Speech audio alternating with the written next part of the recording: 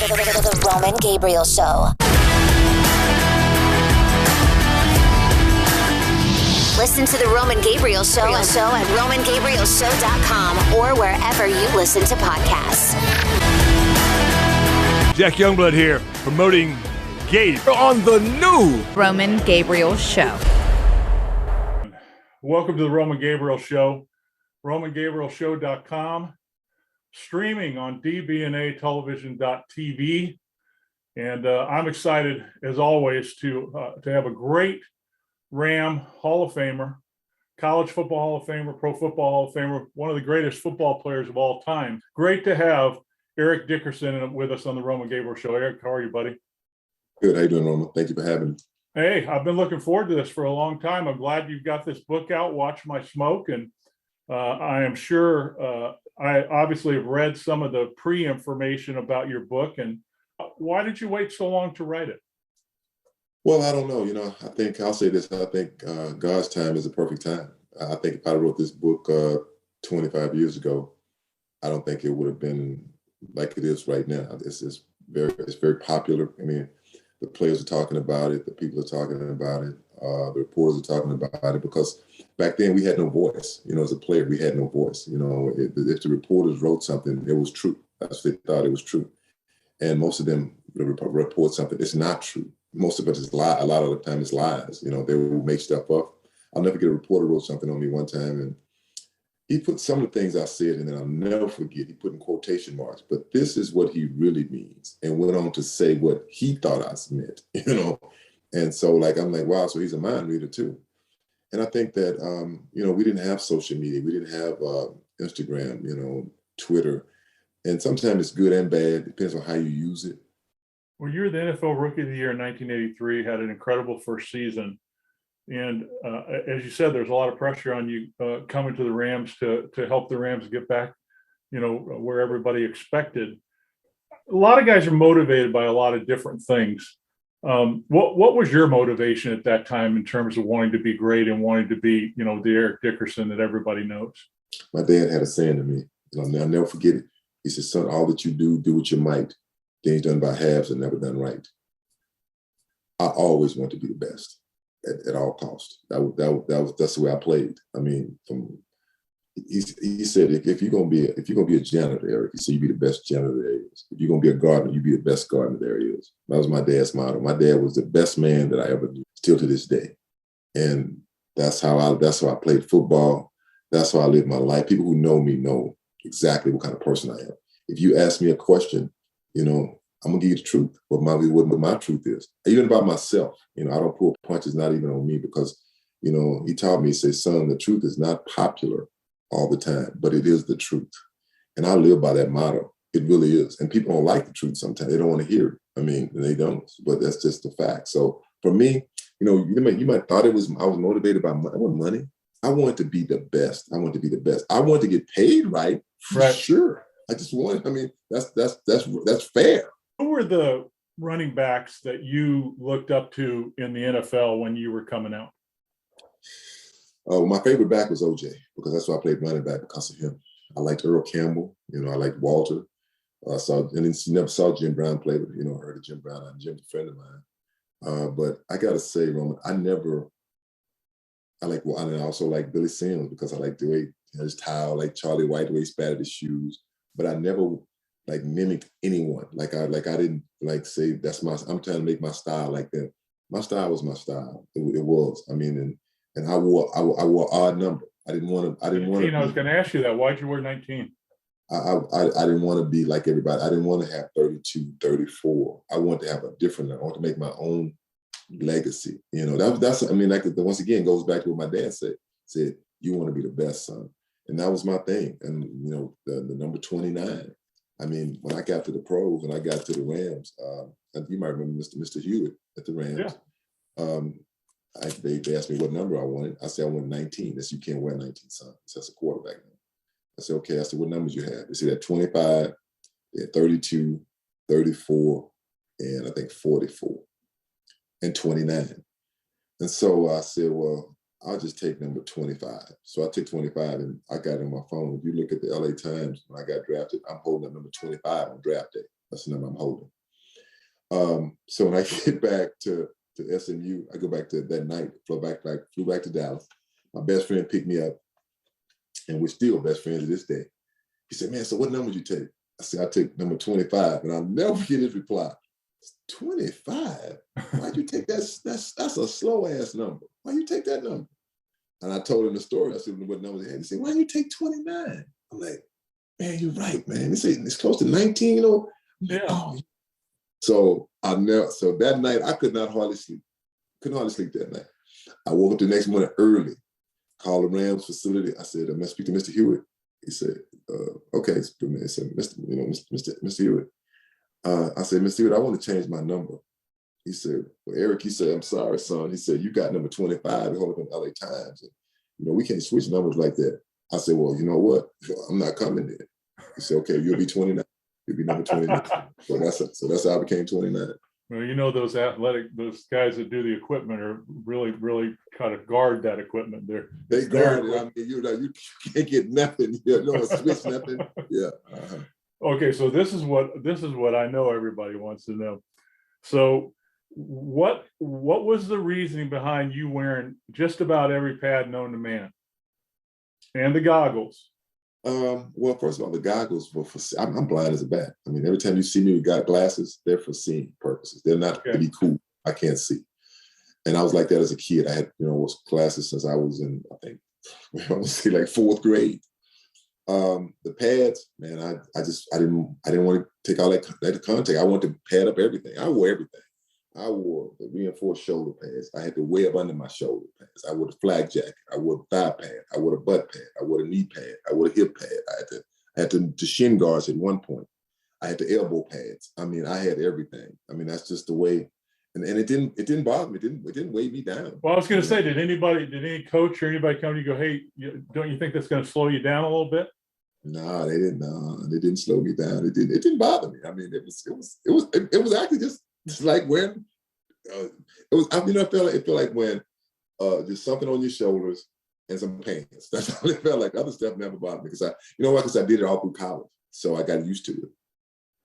So when you came to the Rams, they had an excellent offensive line. Had a big offensive line.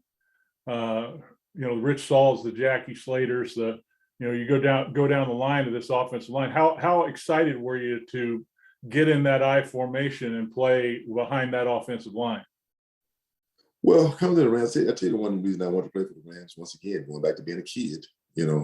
I like that horn. I love the horn. I'm like, man, I'd like to get drafted by the Rams. That's why I wanted to play because of the helmet. And when I got there, they said, Rams don't have a great offensive line. And that was great news to me. I mean, the Jackie Slaters, we had Kent Hill. Rich Saul wasn't there; he was gone. David Hill. I can't think of my center's name right now. I had a great offensive line. And Doug Smith, Herb Pankey. I mean, we had such a good line, and I didn't realize how good they were until you start playing. And how good Hudson Houck was, the offensive line coach, because he took pride in his offense. He took pride in coaching his offensive line. He was the same coach that went to Dallas Cowboys, that great offensive line. And man, the thing with them is that they didn't want to get me hit at least amount as possible. And my thing was, I just get me past the line of scrimmage. I said, just give me that unimpeded, and I'll do the rest. And that was kind of our deal. And they were great for me, and I was great with them.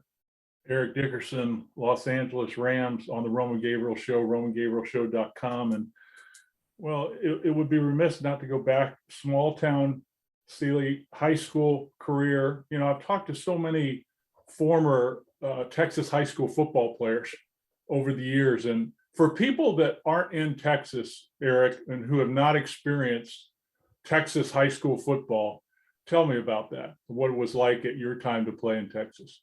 Well, I'll give you just a quick example, a couple of them. We won a state championship in my town. For my town, it was only like 2,500 people in my hometown, Sealy, Texas. And we played at Waco, Baylor Stadium in Waco, Texas. And like I said, it's only 2,000 people in my town. It was 30,000 people at a high school football game, a 2A high school football game. Now, how do you explain that? I mean, that just goes to show you. And that was back in 1979.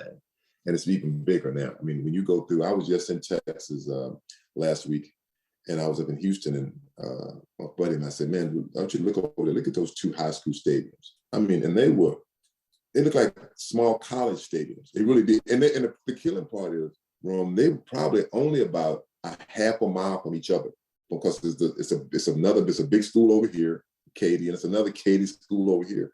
And I said, he said they fill those stadiums up. I mean, he said, and they probably held about 30, 40,000 people. And Texas high school football is nothing like it. I mean, you become a star even before you become a star in college or pros in Texas high school football. Eric Dickerson is with me on the Roman Gabriel Show. And Eric, when was the first time that you really became interested in playing football? When I was a kid, I went to play. We didn't have Pop Warner. You know, we didn't have that kind of stuff. So I had to wait till I got into 7th grade to play organized football. So that's when the first time I played high school football. I mean, organized football in 7th grade. I remember the game.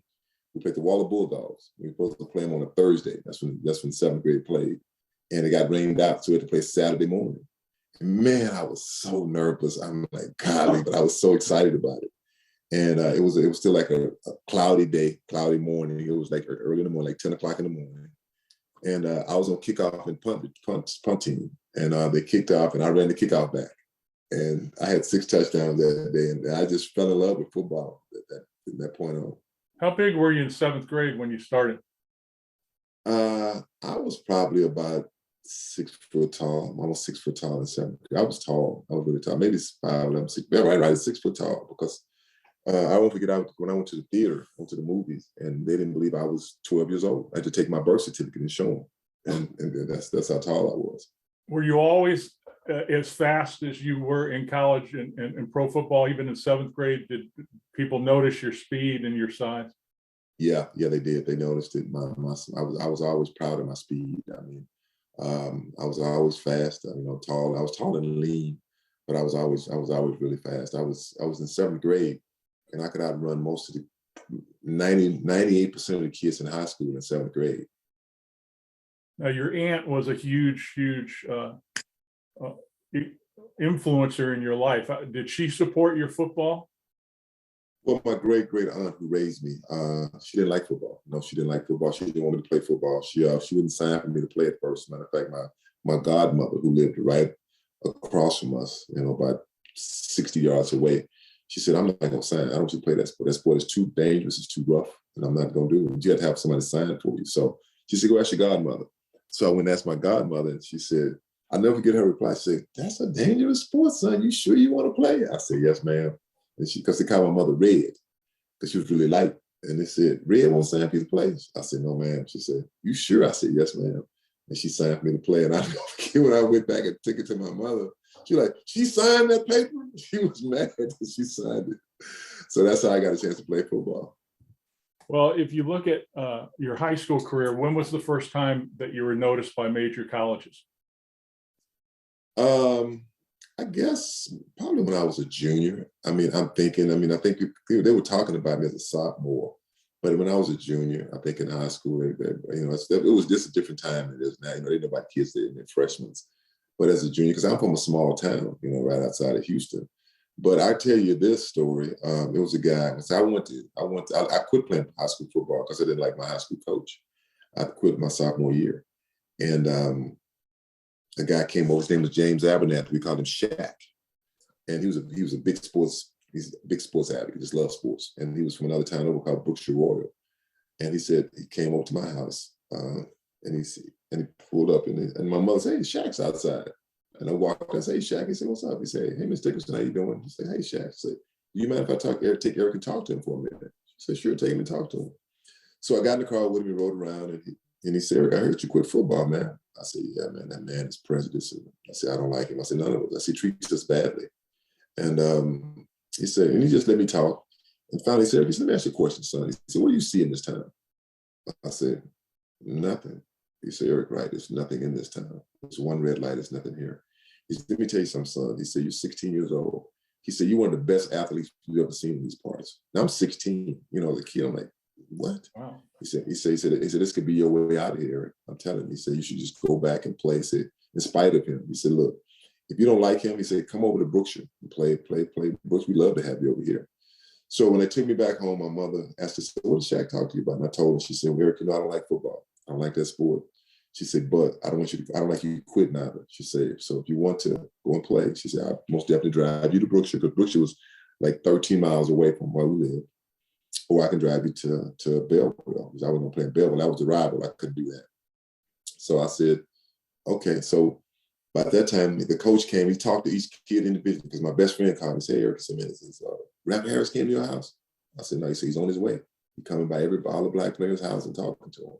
So he came by my house and talked to me. And I said, I'm thinking about coming back and playing. So, but I did. All of us did. We went back and played high school football. And, you know, in spite of him, you know, and it's not a feel-good story, one of those feel-good stories. We won a state championship our senior year. We won a state championship, because that was the class that in my 7th and 8th grade year that people thought was going to win a state championship. And we won our first state championship with that class. But that's how I went back and played football from, you know, he passed away, my friend, you know, James Abernathy, you know, and that's funny, just how he saw something that I didn't see in myself. The Roman Gabriel Show. My good friend Roman Gabriel has an event during Super Bowl week coming up that you don't want to miss.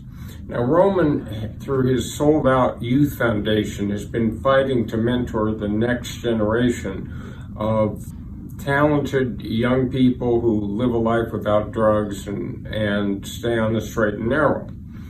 And he's assembled a group of innovators down at UC Irvine, February 10th. Look for the event on his website and don't miss it. It'll be a party, but it'll also be some panels with a lot of fun and could change your life.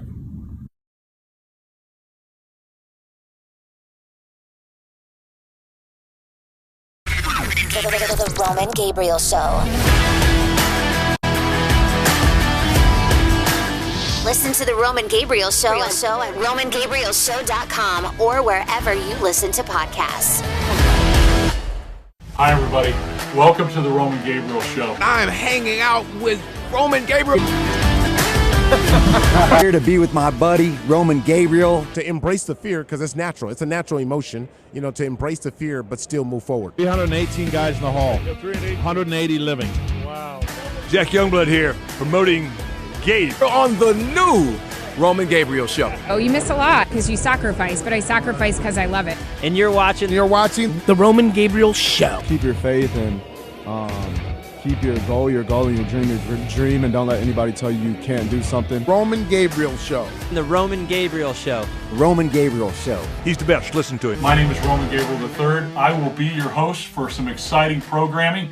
And yes, if you heard that name, you're right. I'm the son of former quarterback, NFL Rams and Eagles, Roman Gabriel. Listen to the Roman Gabriel Show at RomanGabrielShow.com or wherever you listen to podcasts. Eric Dickerson with us, wrote his book, Watch My Smoke, and you can get it anywhere, Amazon, anywhere books are sold, and on audio as well as reading, hardback, softback. Eric, you were running track at that time too, right? Yeah, I ran track. So what were your favorite track events? Well, I ran the 100 and 200. I won the state 100 and the state 200. And in Texas, you got to be able to run to do that. You know, so I was extremely fast. I love 100. I love the 100. I love the 200. The funny thing is, I have a 9-year-old son, and he's just like me. He loves track and football. Those are his two sports. He runs the same race I ran, the 100 and 200. He loved those two races. I just felt like I was dominant in those races, being tall and lean, and and I had a great start. So those are my races. Well, you had to be a little bit intimidating to the people you're running against with your size, right? And your length of your stride. Well, I'm gonna tell you something. There was a lot of guys that were faster than me before. It was one guy in particular that I could not outrun. It was until my junior year I ran him. I raced him from the 7th grade all the way to my junior. I could not run. A guy named John Jackson out of Belleville, Texas, and that was our rival. And man, it was frustrating. And I won't forget, my dad would tell me before he passed away. He said, "Son," he said, "Eric," he said, "just wait." He said, "Your body's not developed yet." Because John was a little more muscular than I was. He said, "You're still tall and lanky." He said, "Just wait." He said, these kids won't be able to outrun you. Just give it some time. And he was right. I'll never forget. It was at the district meet that my dad had passed away. That I raced him in the district. I hadn't raced him all year, and I had the best time that year. We got to district meet in the semifinals. He had the best time in the 100. I think he ran it. It was like a 9.6 or something like that, and I'd been like a 9.75. So you're just good enough to get into the finals, and in the finals they put us right next to each other, right next to one another, and I'll never forget the first. We ready, said I jumped, and then next time he jumped, and they said the next person jumped, you disqualified, because that time you could have 3 jumps, 3 people could you could have 2 jumps, and the third person you were out. So I sit in the blocks, man. It was frustrating. I sit in the blocks, and he jumped out on me. He jumped out on me, and I ran him down. And from that point on, he never beat me again. And that was and I thought about my dad. Said he had passed away. He said, "Son, it's gonna come a time when they won't be able to outrun you anymore. Your body will be developed." And that was the time. Okay, so the Southwest Conference was huge back then. You obviously had offers to go a whole lot of great places. What was the biggest decision for you in terms of choosing SMU? It was my mother was the reason I went to SMU. I mean, that was the main reason. I went to go to OU. That's why I went to go to college. I loved OU. My first visit was to USC. I liked USC, loved Southern California, scared as heck. I don't know what come from a little town in Sealy. But it was just a little too far. But I went to OU on a visit. Man, met a girl there, just fell in love with the university. I'm like, oh, this is where I want to go to college. But my mother was like, I'll never forget, she's like, look, boy, she said, you're a Texas boy. Why do you want to go to Oklahoma? You ain't gonna live in Oklahoma. And I'm like, but I like the school. And I'll never forget that Barry Switzer came. He came to my state championship game. They recruited me,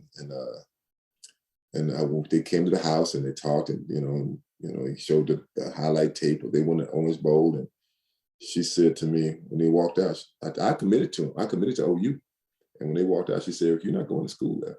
I'm like, "Mama, I just committed." She said, "I don't care." She said, "You're not going to school there." She said, "I don't trust that man. He's a liar. You're not going to school there." Bam! So now what am I going to do? So I had to try to go around that, and then Texas, was an Aggie town, a real Aggie town, and I committed to A&M too. Later, I didn't really want to go to A&M, and it's funny how as a kid, you things that you think about that you don't like that make you not want to do something.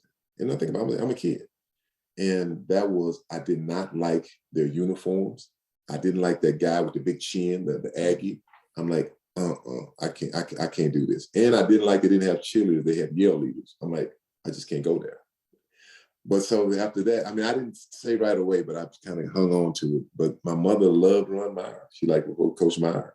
And that's the reason I went to SMU is because of, her and going and Coach Meyer. And I got to say that it's the best decision she made for me. I'll never forget, she said a couple of things. She said, "You're a Texas boy." She said, "You stay in the state of Texas." She said, "Look," she said, "all those schools like Oklahoma and SC, they have their guys, they're superstars." She said, "Go to SMU and make something, and they'll be talking about y'all forever, Eric." She said, "You'll be the first, they'll be, you have your own history there." And Roman, she's right. I mean, they still talk about the Pony Express like it just happened yesterday, and it's been 30 years ago. Well, you and Lance McElhaney, the quarterback, and Craig James, and what was it like playing with Craig James, Eric, to have two guys that were as highly touted as both of you guys? Was there any tension at all, or did you guys get along from the start? Not between me and Craig. It was just, the media tried to make something out of it. The papers did. They tried to, pit us against each other, tried to make it where, they didn't say black, white, they made it a black-white thing. They didn't say in those many words, because Craig was come from a 4A school and I was from a 2A school. I had never did a weight program. So Craig was more, developed, more muscular than I was, and, and I wasn't. And so, I got there, I got hurt quite a bit. I had my freshman year, I had I had a thigh bruise, I had a hamstring, shoulder, just all the ankle, I had all, just nagging stuff. And Craig played pretty well. I had 477 yards, I think 6 touchdowns. And Craig had almost 800 something yards, almost double what I had. And the writers were saying they should take my scholarship. I was a bust, I'm thinking, I'm a freshman. but I'm a bust. I mean that was disheartening to me. I mean, because I won't forget, I didn't really read the paper because Ron had kind of taught us that. Stop reading the paper. You start reading your clips, you start believing that stuff. I'm telling you, they'll turn on you. And that was true, because they turned on me big time. And it was one thing I think that hurt the most was I didn't really read it, but my mother would read it. Yeah. And she would tell me what they were saying. And I always tell people this, you can hate on someone and all that kind of, he's this, he's that. But imagine if that's your kid and they're not the person you say they are, or they're not this bad person that you try to make them out. Like, I know my son. I know his shortcomings. I know he's not like that. And that was the thing that hurt, because it was hurting her. And that pissed me off. And that's why I never liked the media. Sure. And so finally, I just, played through it. But I want to transfer. My sophomore year, I want to transfer. I called Oklahoma from my dorm, University of Oklahoma, and asked to speak to Coach Switzer. I'll never forget the secretary that transferred me to his secretary. And she said, "Who's calling?" And I didn't say anything. She said, "Who's calling?" So I hung up. I said, "I'm gonna wait till I go home. I talk to my mom. I get back to Sealy." I said, "Mom," I said, "I want to talk to you about something." She said, "Yeah." I said, "I want to transfer." And I'll never forget her reply. She said, "Boy, sit your ass down." She said, "What are you talking about?" I said, I want to go to Oklahoma." She said, "Boy," she took a piece of paper and put a line down the middle. She put SMU and other. She said, "Okay, so you have a scholarship at SMU." "Yes, ma'am, I do." "Are you guaranteed a scholarship at Oklahoma?" "That's an X, that's a check." She said, "So you're playing at SMU?" "Yeah, I'm playing, but I ain't playing." "Okay, that's a check, and that's an X on the other side." I mean, so make a long story short, by the time she finished, it was all checks on SMU side, and it was all X's on. She didn't put Oklahoma, she just put other. She said, "Boy, take your ass back to SMU." And so I listened to my mother, so I went back, and the rest is history. She was right. I mean, it worked out. Eric Dickerson's with us, Pro Football Hall of Famer on the Roman Gabriel Show, RomanGabrielShow.com. And Eric, I was going to ask you, based upon, because I did wonder about, you had this, I guess, stigma at the time where people talked about you being more malcontent and not easy to deal with. And so you think that time at SMU kind of set this stage for you before you went to the NFL about trusting the media, correct? That's perfect. That's it. Yeah, that set the stage. I never trusted the media at that point. And, they made me out to be this bad guy, and malcontent. I forgot some other name I never heard of. And like I said, it really disturbed my mother, because she said, "Eric, I know how I raised you. You're not that guy. You're not that person." Because all I wanted was to get paid right. And I wasn't like trying to make a big deal of it. I just said I want to be paid right. I mean, I'm not getting paid right. I mean, I'll give you an example, a good example. John Elway was the first pick in the draft. I was the second pick. John Elway got $1 million signing bonus. And I think he was making, base salary, almost $1 million a year. I got a $600,000 signing bonus that was a loan. Now, I said it was going to be a loan. I had to pay it back. And then my base salary was $150.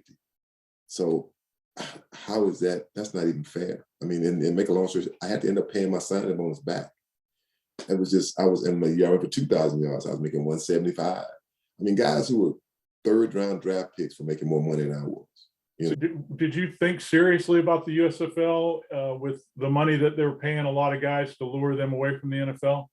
I got drafted to the USFL, and they offered me about the same money the NFL offered me. But my mother asked me one question.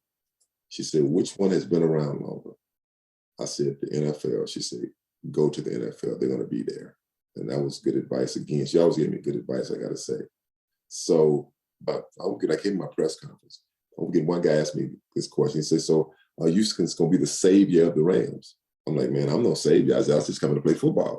I mean, to me, I didn't think I get an answer they wanted. And it was just, I just never liked the media. I just never trusted the media, because I had seen the stereotypes they put on players and what they'd say about them. It wasn't true. I mean, like me, like I said, they said stuff about me that wasn't even close to wasn't close to my character.